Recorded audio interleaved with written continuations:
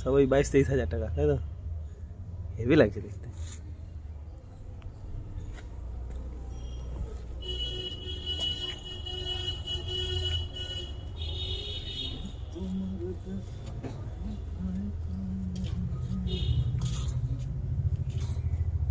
গাছের ফ্রন্ট হচ্ছে এটা, এটা ব্যাক সাইড। আচ্ছা, হ্যাঁ এটা ফ্রন্ট সাইড। হচ্ছে মাটি থেকে মানে অ্যাপেক্স অন্তত 10 ইঞ্চি দেখাতে হয়। আমি কাণ্ডের স্ট্রাকচারটা কেমন ভাবে করেছি।